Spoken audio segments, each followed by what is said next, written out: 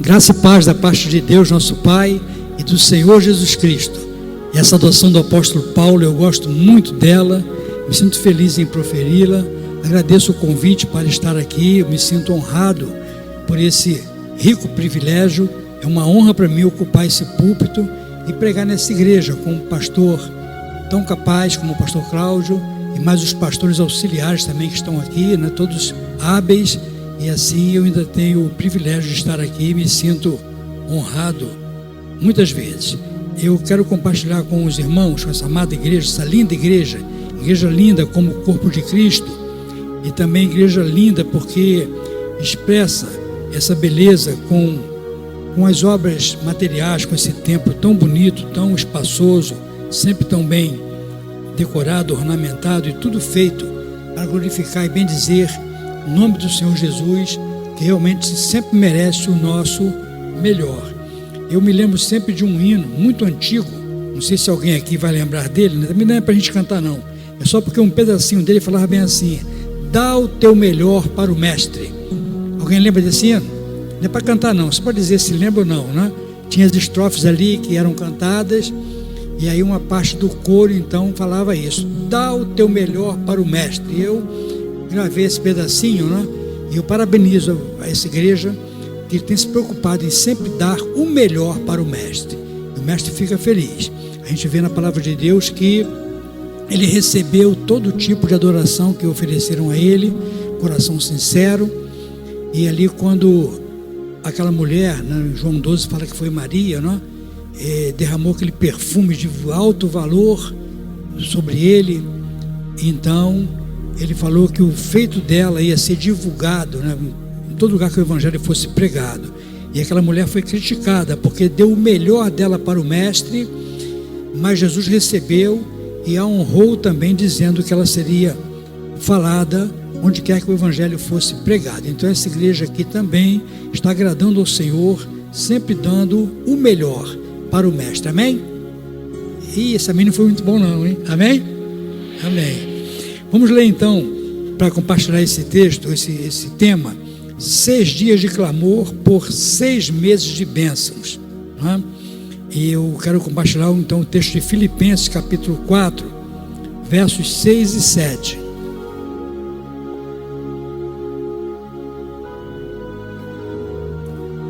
Eu saí de casa cedo, mas está um trânsito intenso da minha casa para cá, ali no Jardim Botânico, ali no Sobec tem um nó, no Redentor tem outro, e tem outro também que eu esqueci agora onde que foi. E eu ainda fui lá na igreja central, depois da prefeitura, levar minha esposa, que está lá na festa da roça, da igreja Batista Central, né? Onde o filho do pastor Cláudio, que é meu genro, né? Minha filha, que é nora dele, e as netinhas dele, né? Que ele é avô de 3 netas minhas, vocês sabem, né? Então tiveram aqui cantando também outro dia, né? Aí está lá uma festa da roça e minha esposa foi para lá. Eu fui levá-la, aí para voltar também para cá, outro trânsito intenso para sair de lá do lado da prefeitura, mas cheguei ainda em tempo de ocupar o tempo que me estava reservado, não é isso? Então Filipenses 4, né, 6 e 7, está ali, né? Então diz assim, né, em Filipenses 4, 6 e 7: não estejais inquietos por coisa alguma, antes as vossas petições sejam em tudo conhecidas diante de Deus pela oração e súplica, com ação de graças. E a paz de Deus, que excede todo o entendimento, guardará os vossos corações e os vossos pensamentos em Cristo Jesus. Você pensou essa palavra ali, amém? Então, o pastor Cláudio me deu esse tema, 6 dias de clamor por 6 dias de bênçãos. Eu perguntei se tinha uma divisa. Ele falou: não, fica à vontade. E aí, irmãos, divisa é a Bíblia toda, né? Aí os irmãos têm aí as Bíblias de promessas, né? 2.000 e tantas promessas destacadas em negrito. Então ali são promessas mediante a nossa oração, nossa súplica, nosso zelo com o Senhor, compromisso firmado com Ele, não é? Então, pensando nesse tema de 6 dias de clamor por 6 dias de bênçãos, e também pensando, né, nesse texto lido, né, que ele nos convoca a estar entregando ao Senhor toda a nossa ansiedade com orações e súplicas, e o Senhor então dará a sua paz, e a paz de Deus, que excede todo o entendimento, guardará os vossos corações. E eu fiquei pensando, né, que vantagem é para nós, que coisa maravilhosa é a gente ter esse Deus maravilhoso, porque Ele faz trocas com a gente que são assim, só mesmo, como Paulo diz lá em 1 Coríntios, né, dizendo que o Evangelho, na pregação do Evangelho é loucura, né, é a loucura de Deus, que é mais sábia do que a sabedoria humana. Então tudo que Deus faz por nós, para nós é uma vantagem fora do comum, inenarrável, né? Porque esse tema, 6 dias de clamor por 6 meses de bênção, quer dizer, a gente entrega só 6 dias pedindo 6 meses, quer dizer, Deus, né, é muito mais que vem para nós do que o que nós damos para Ele, né?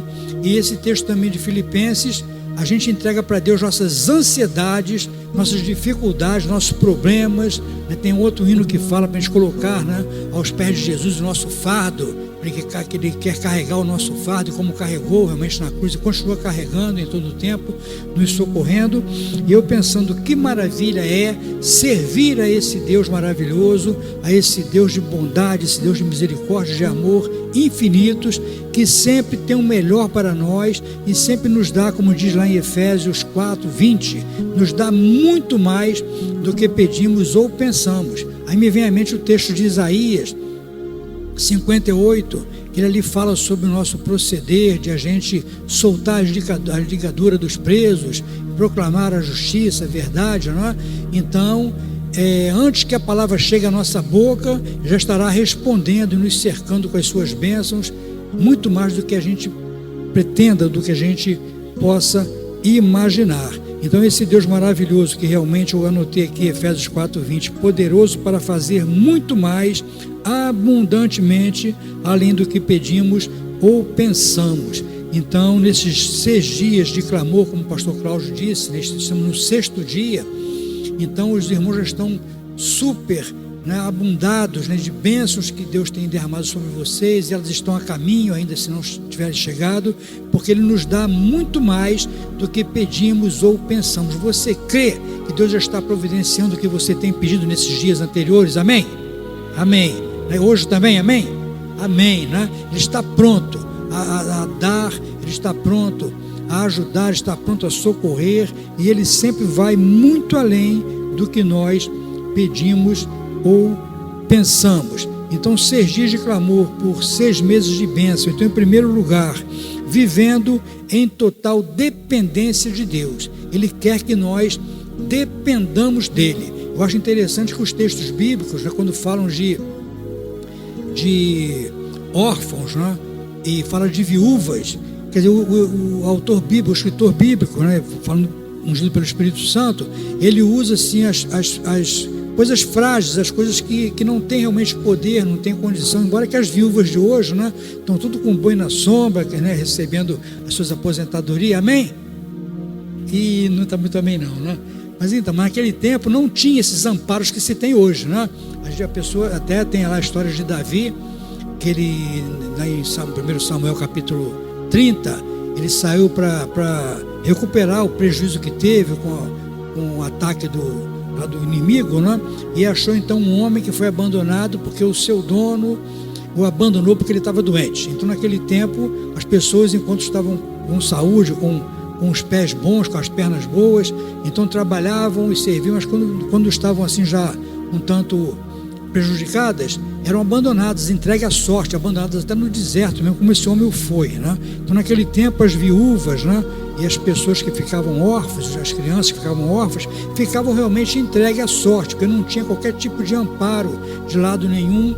Então, a palavra de Deus sempre usa assim essas pessoas necessitadas, pessoas que realmente não têm força para resolver seus problemas, para mostrar que elas receberam bênçãos de Deus e foram socorridas por Deus, como a causa daquela história que Jesus conta, a parábola da viúva que suplicou a um juiz. Havia na terra um juiz iníquo que não temia a Deus, nem temia os homens, era muito mau, mas ele resolveu atender aquela viúva para poder a viúva não ficar pedindo a ele todo dia. Então Jesus compara, né, com a bondade de Deus, que sendo um Deus tão bom, Ele está pronto também a nos socorrer. Então, 6 dias de clamor por 6 meses de bênção, vivendo em total dependência de Deus. Deus quer que nós dependamos dele. Deus não quer, tem um cântico, não sei se o Ministério de Louvor daqui canta, mas deve cantar assim, que ele fala assim: torno-me independente e deixo de simplesmente crer. Vocês conhecem, né? Esse cântico é muito conhecido, não é? Não é isso? Então Deus não quer que a gente se ache independente, que a gente se ache que é o tal, que a gente se acha que dá para a gente resolver. Aí vem Jeremias, lá em Jeremias 17, a partir do verso 5, ele fala que maldito o homem que confia no seu braço, e bem-aventurado é o homem que confia no Senhor. Ele cita ali o Salmo 1, mostrando que a pessoa é como a árvore plantada junto às correntes de água, que dá muito fruto, as folhas não caem, tudo quanto fizer prosperará. Porque Ele quer que nós estejamos vivendo sempre em dependência dEle, recebendo, né, a água da vida, essa seiva, como Jesus fala da videira verdadeira, lá em João 15, quem está ligado a mim produz muito fruto. Tudo isso, temos que ser dependentes de Deus em todo o tempo. Então faz parte da natureza humana fazer planos e depois pedir para Deus abençoá-los. Aqui não faz isso não, né? Mas tem igrejas por aí que fazem isso, irmãos que fazem isso. Primeiro fazem seus planos, aí depois pede para Deus abençoar. É igual aquela história do rapaz que foi orar para pedir a Deus para lhe dar uma noiva, né? Uma esposa, né? E que seja assim, tal, né? Isso, então me dê uma esposa, me dê uma noiva, contanto que seja a fulana, né? Ele citou lá o nome, não vou citar aqui o nome para não usar o nome de ninguém, né? Então ele pediu a Deus, orou para Deus dar a ele uma noiva que fosse sua esposa e tal, né? Então só me dá essa noiva, contanto que seja a fulana. Então ele não estava dependendo de Deus para Deus dar a ele aquela esposa que ele precisava para viver os dias que ele tinha pela frente, para viver bastante felicidade, conquistas, realizações. Então nós infelizmente temos esse costume, ou esse mau costume de primeiro fazer planos para depois pedir para Deus abençoá-los. Então a gente quer que Deus faça segundo o nosso querer, segundo a gente acha que é melhor, e a gente não depende de Deus para Deus realmente nos dar o caminho certo, o caminho melhor. Irmãos, assim, eu quando falo em questão de pedir a Deus, de depender de Deus, que às vezes nem sempre, né, o nosso caminho, ou sempre, né, o nosso caminho não é o caminho que Deus quer para nós, eu fico pensando, né? Tem hora que eu fico assim pensando, né? Poxa, Moisés era filho da princesa, filho da filha de Faraó. Então se eu fosse resolver essa situação de Moisés com o povo de Israel que estava lá escravizado, eu ia fazer o quê? Deixava Moisés sentar no trono de Faraó, né? Aí Moisés reinando lá sobre o Egito, futuramente, que ele estava na linha de sucessão, aí então eu promoveria a libertação do povo. Não seria um bom caminho? O que vocês acham? Vocês fariam isso também? Irmãos? Não é isso? Mas não, Deus no seu plano foi o quê? Moisés saiu, sofreu, passou 40 anos lá apacentando ovelha no deserto, até desaprendeu de falar. Eu digo desaprendeu porque ele, quando Deus o chama, ele fala bem assim: eu sou pesado de língua, né? Mas Estevão vai dizer lá em Atos 6 e 7 que Moisés era instruído em toda a ciência do Egito. Então era um homem formado em tudo quanto era faculdade daquele tempo, nos pós-graduação todos, ele tinha feito, né? Mas 40 anos no deserto, apacentando ovelha, só assobiando e gritando para a ovelha entender a sua direção, ele acabou desaprendendo de falar, né? Então Deus fez assim, né? Então se a gente fosse pensar do nosso jeito, né, seria tudo diferente. E o texto de Hebreus fala que Moisés preferiu sofrer com seus irmãos no deserto do que ser chamado de filho da filha de Faraó. Então tantas coisas assim que às vezes eu fico pensando, não botando defeito em Deus, mas entendendo a minha limitação e que eu tenho que depender cada vez mais, eu tenho que aceitar cada vez mais, porque Deus realmente é soberano. E a gente canta com facilidade, os irmãos aqui do ministério, irmão Diácono Marley, né, canta, né? Nosso Deus é soberano, mas não basta cantar, é a gente realmente viver tendo como soberano em nossas vidas, entendendo a sua vontade, o seu querer, que muitas vezes e quase sempre não é de acordo com o nosso pensamento, não é? Então a palavra de Deus nos orienta a estarmos sempre nos colocando em dependência de Deus, em pedindo a Ele primeiro, né? Tiago fala, ai de vós que fazeis plano, vou a tal cidade, fazer assim, porque a gente não sabe o dia de amanhã, tem que primeiro pedir a Deus e colocar diante de Deus aquilo que a gente precisa, né? E a gente assim entende que só vem pela provisão dele. Então esse tema muito sugestivo, 6 dias de clamor por 6 meses de bênção, né? O Salmo 37, verso 5, ele fala, todo mundo sabe de cor, né? Entrega o teu caminho ao Senhor, confia nele e o mais ele fará. E fala muitos outros verbos, deleita-te no Senhor, né? Espera no Senhor, e ele fará sobressair a tua luz, não é isso? Tudo assim, um monte de verbos ali importantes na nossa vida que o Senhor faz por nós, né? E aí lá em 1 Crônicas 4, 9, 10, eu me lembro que o pastor Cláudio me deu um livrinho uma vez, né? Que era a Oração de Jabes, né? E aí esse livrinho muito bom, né? Pequenininho, baratinho, né? E depois eu dei ele para alguém, depois eu comprei, depois eu dei para alguém de novo, depois eu comprei de novo. Tem alguns livros assim que eu vou repetindo as minhas compras, né? E outro dia eu comprei um livro, que eu também já comprei esse livro acho que umas 4 ou 5 vezes, né? Ele era baratinho, era R$10 só, né? É o livro O Fator Melquisedeque, né? E esse livro é muita mesmo informação que a gente saber, né? E agora outro dia eu fui comprar esse livro, já foi difícil de achar. Eu pedi a uma irmã lá da igreja que tem intimidade com a internet para pedir para mim, ela comprou pela internet, aí já me custou R$37,50, aumentou bastante porque ele foi reeditado, está no formato maior, mas é um livro também muito bom. Então esse Fator Melquisedeque, baseado em 1 Crônicas 4, né, verso 9 e 10, eu anotei aqui alguns pedacinhos, né, dos versos, que fala que sua mãe, né, o chamou Jabes, com dores de parto com dores o dei à luz. Então essa mãe do Jabes chamou seu filho, botou nele o nome, registrou lá o nome dele como Jabes. Jabes quer dizer dores, né? Muitas dores. E aquela mulher então é filho das dores, filho de dores, né? Botou o nome do filho de Jabes, e a gente fica imaginando um garotinho, né? Passar a infância escutando a mãe chamar, ô filho de dores, vem, né? Vai ali comprar meio quilo de café para mim, sei lá, alguma coisa assim, meu filho de dores, vai falar com a vizinha ali para me emprestar lá alguma coisa, né? E o garoto passou ali a sua infância, adolescência, juventude, até se tornar uma pessoa adulta, ouvindo a mãe chamando-o de filho de dores, né? Mas ele dependeu de Deus, ele se inclinou diante de Deus, ele buscou o Senhor, como diz o texto lá de 1 Crônicas 4, 9 e 10, né? Ele então orou, né? E eu anotei aqui, Jabes invocou o Deus de Israel, dizendo, se me abençoares muitíssimo e ampliares os meus negócios, né? E a tua mão for comigo, e fizeres que do mal não seja aflito, né? Aí que se fizeres que o mal não seja aflito, no texto bíblico tem umas reticênciazinhas, né? Mostrando que o Jabes pediu mais algumas coisas que nem escreveram ali, né? O escritor antigo não escreveu, ou então se perdeu alguma coisa aí com os manuscritos, né?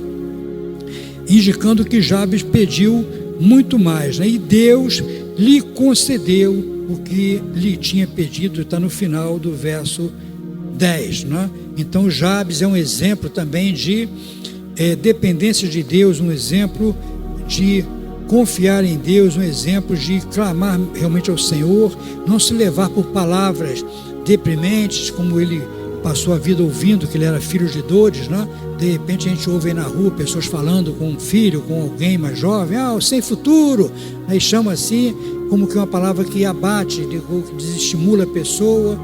Mas então Jabes não recebeu aquela palavra como se ele fosse assim alguém inconveniente, mas ele prosseguiu e ele clamou ao Deus de Israel, né? Ele clamou assim, pedindo que ampliasse, né, a sua tenda, ampliasse a sua vida, o abençoasse grandissimamente, que ele do mal não fosse afligido, né?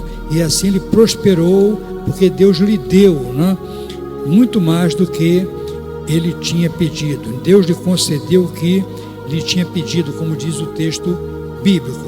Então é para nós todos que somos filhos desse Deus maravilhoso, dependentes dele, que vivamos nessa total dependência dele, não é?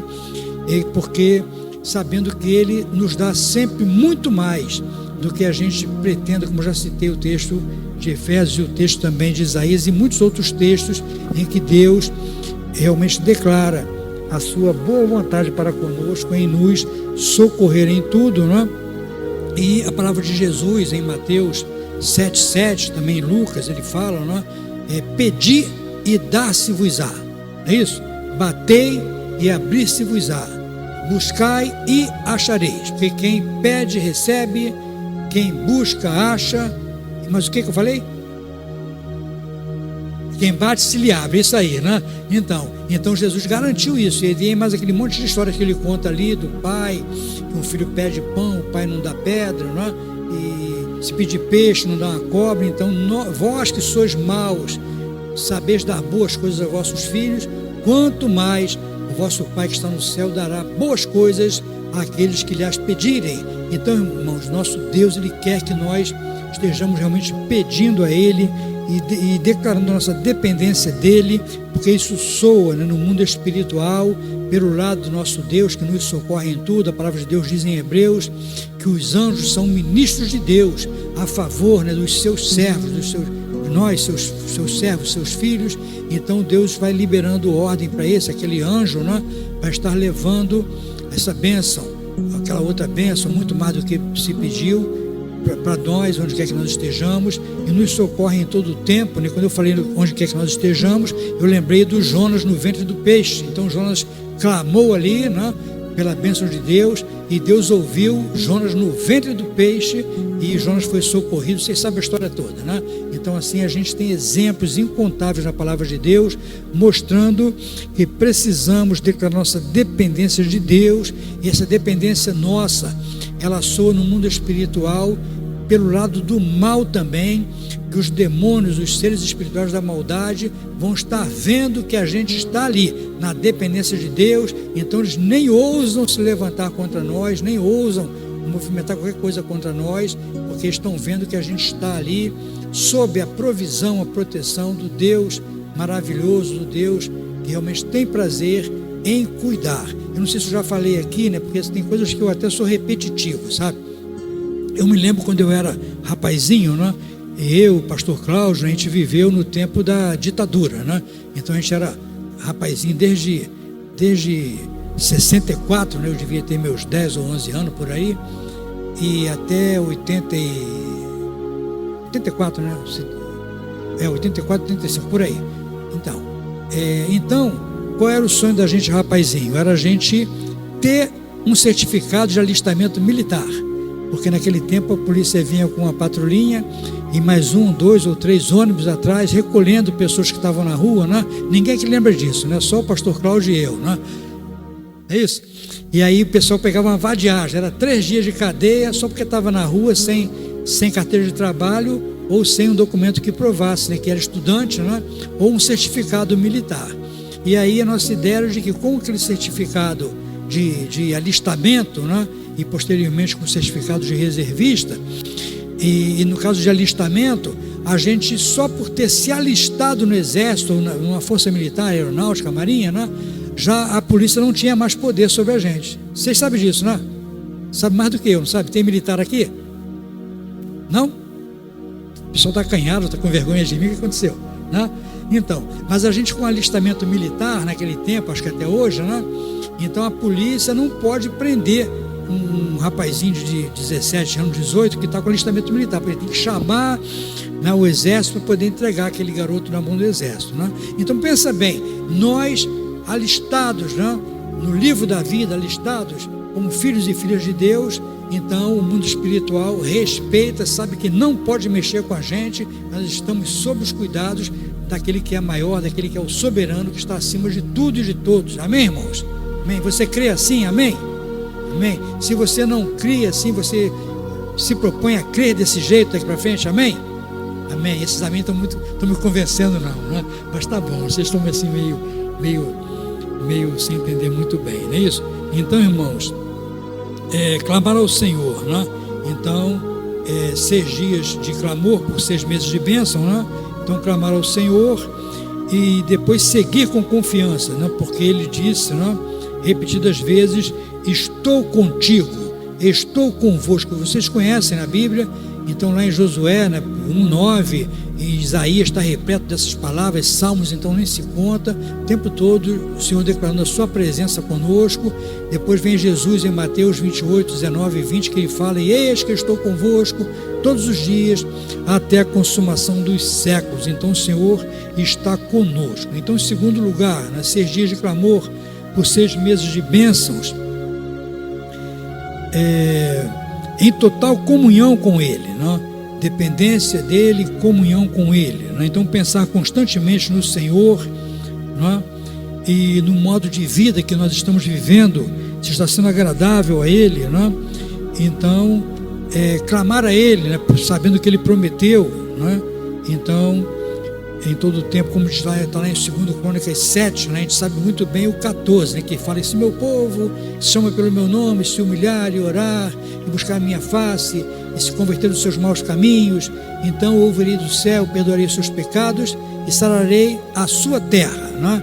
E aí no verso 15 fala: e os meus ouvidos estarão atentos à oração feita neste lugar. Então este lugar era aquele lugar de adoração, naquele tempo do templo de Salomão, e aqui estamos no tempo do templo, né, da PIB, Jardim Bom Pastor, na igreja de cada um de nós, no meu caso lá, onde está o povo de Deus reunido, aquele local que Deus separou para que o povo estivesse vivendo a comunhão, né, uns com os outros, expressando a comunhão que nós temos com o Senhor, que a nossa comunhão com Deus, ela é expressa, ela é revelada, declarada na comunhão que temos com os irmãos. Então assim estamos juntos aqui como igreja de Jesus, nesse templo separado por Ele para isso, né? Então estamos aqui na semana de clamor, 6 dias de clamor por 6 meses de bênçãos. Então estamos aqui dentro, né, da vontade de Deus, do contexto estabelecido por Deus, segundo a sua vontade,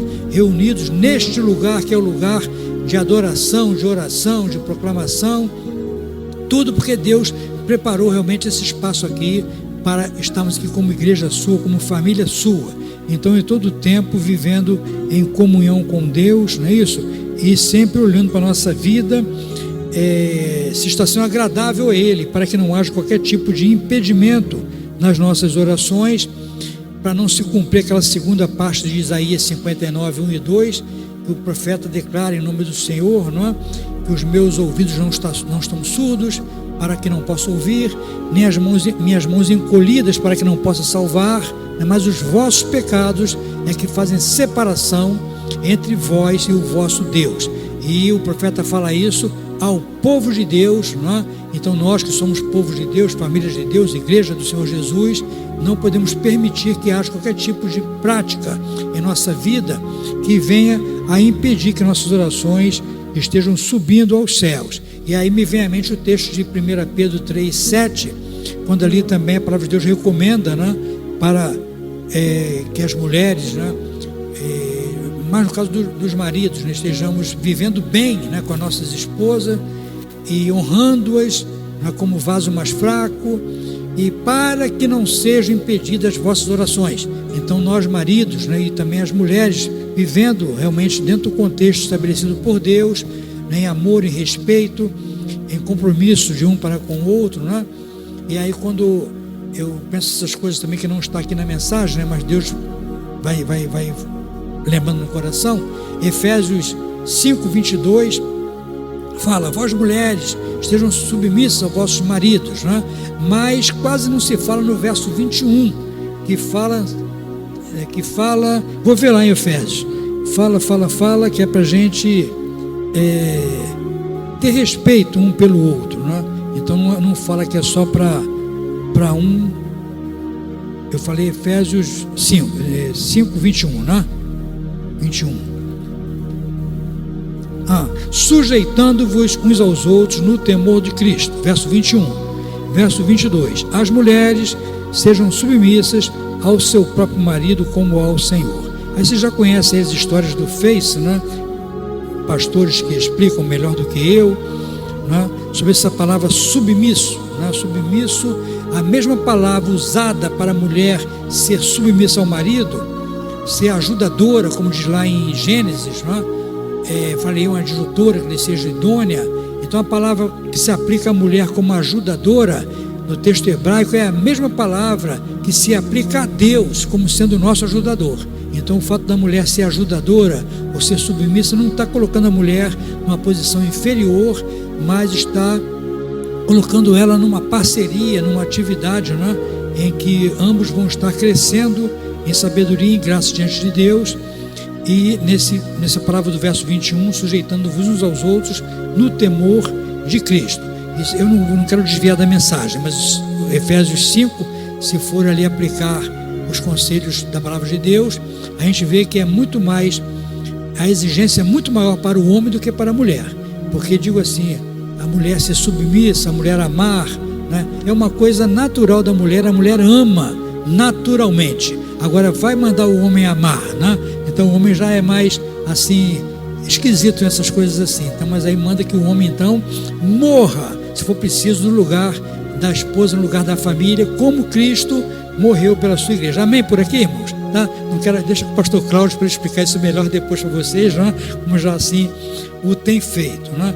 Então é em total, né, comunhão com Deus, né? Então pensar o tempo todo com o Senhor, a palavra está em todo o tempo em nossa mente, no nosso coração, como diz o Salmo 1, né? Que fala que é bem-aventurada a pessoa que na sua lei medita de dia e de noite, né? E então o templo do Senhor, já falei, né? Lugar determinado por Ele para o culto, para a oração, para estarmos realmente compartilhando nossas necessidades e nossos sonhos, e assim sendo ajudados aqui como pessoas que o somos, né, todos com as mesmas necessidades. Aí o texto lá de Provérbios fala que assim como o ferro se afia com o ferro, assim também o homem se afia rosto a rosto. Então a gente vai se afiando na convivência, no dia a dia, estamos nos afiando um com o outro, né? Como o açougueiro faz cada vez que eu vou comprar carne.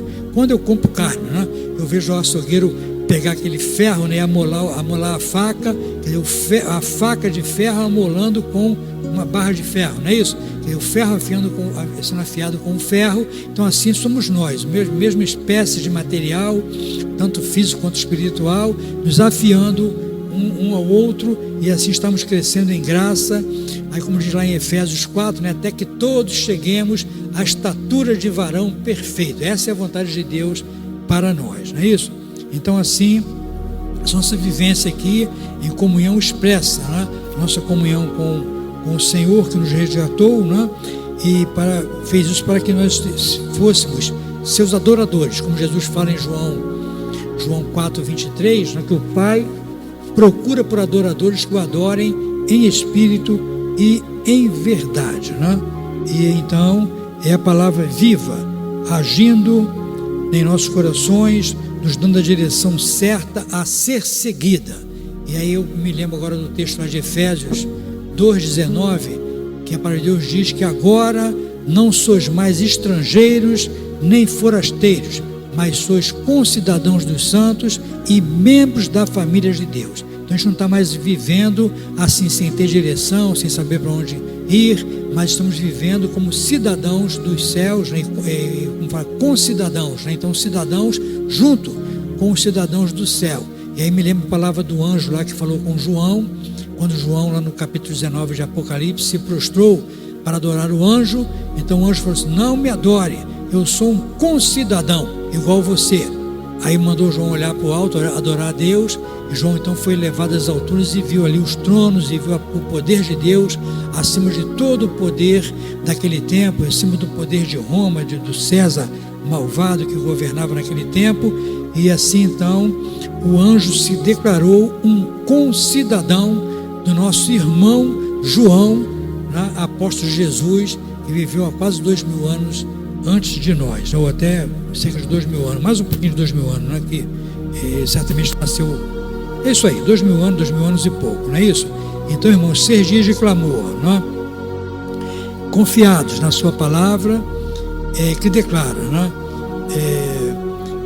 como o Senhor declara lá em Gênesis, que eu ouvi o clamor ouvi o clamor do povo e vou descer para ajudá-los. Então o Senhor ouviu o clamor e aí desceu para ajudar o povo de Israel, libertando-o atravessando aí o Mar Vermelho, atravessando pelo deserto, e Moisés fala de todo o cuidado que Deus teve com o povo, em que os seus pés não incharam, suas sandálias não gastaram, suas roupas não ficaram velhas, né? Tudo porque Deus deu toda a provisão. Então, no terceiro lugar, 6 dias na certeza da vitória, né? Isso porque Jesus já venceu por nós. Lá em Romanos 8, 31 em diante, vou fechar aqui, o texto fala que se Deus é por nós, quem será contra nós?